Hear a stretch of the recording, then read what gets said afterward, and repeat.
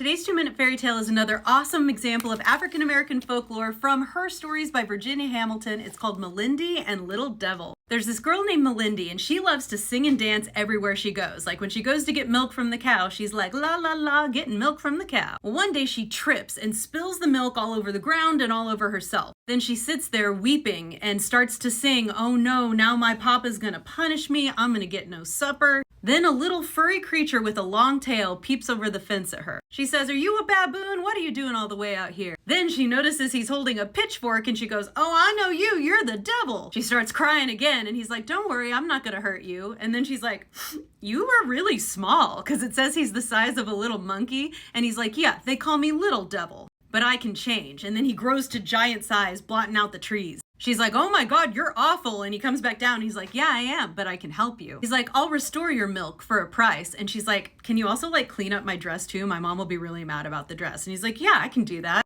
But first, you gotta promise to give me your soul when you pass from the earth. She goes, well, I wanna stay alive for a long time though. And he goes, how long? And she thinks about how old her mother is and goes, 29. He's like, yeah, sure, that's fine. I'll restore the milk, fix your dress, and when you're 29, I'm coming for your soul. She says it's a deal, shakes his hand, and they do a little dance together. So he restores the milk, fixes her dress, and then 29 years go by. Our girl is grown, has children of her own, forgot about the little devil, but then he shows up and everything turns black and red. And she's calm and cool. She's like, hey, how you doing? He's like, good, I'm here for your soul. And she's like, oh yeah, I remember our promise. Let me go get it for you. She turns around and tears off the sole of her shoe and gives him the sole of her shoe. He goes, this it? And she's like, yeah, sure is. And he's like, I thought it would be bigger. She goes, that's it. So the ugly little devil had to take her soul to his master. And Malindy went on dancing through life, and so did her many children. They all lived happily ever after because the story says the devil can only get your soul but one time. The author makes a cool note about how African folklore has a lot to say about